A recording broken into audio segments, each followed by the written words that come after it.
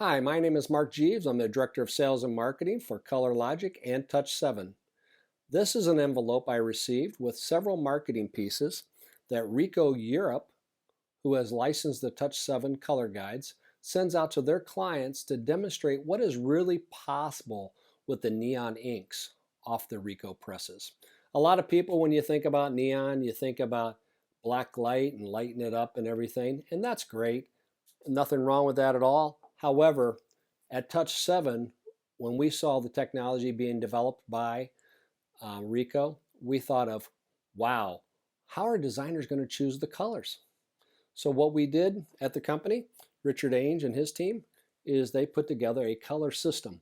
So one part of the system is printing the neon on top of the CMYK, and that produced 380 neon and pastel colors. Look at the oranges and reds that are possible with this. And so what we tried to do is take away the guessing game, made it a systematic approach for designers to choose their colors, because this is what designers do. You give them something like a swatch book, they become very creative.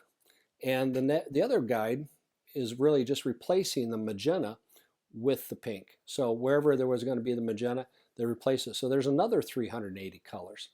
I'm not going to go through all these because we'd be here for a while, but just think about that.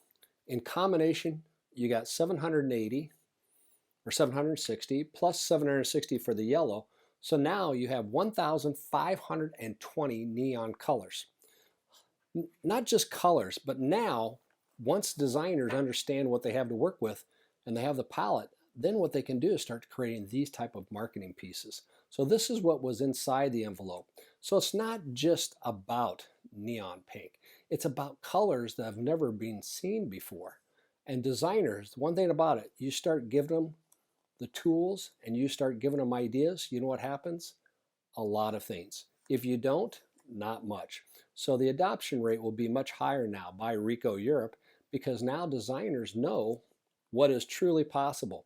So these guides that we're talking about here are printed under ISO standards, and so that means you can buy 10 of them and they're all going to be very close to each other.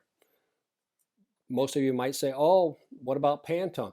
Pantone doesn't have anything for digital. So these were produced off the Ricoh presses. So they take into account the substrate, they take into account the press, and most importantly, the inks combination.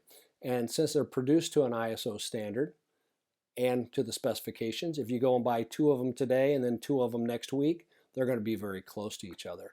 So just look at that. I guess the real key point is this. Look at what is possible off the Ricoh engine with the neon colors.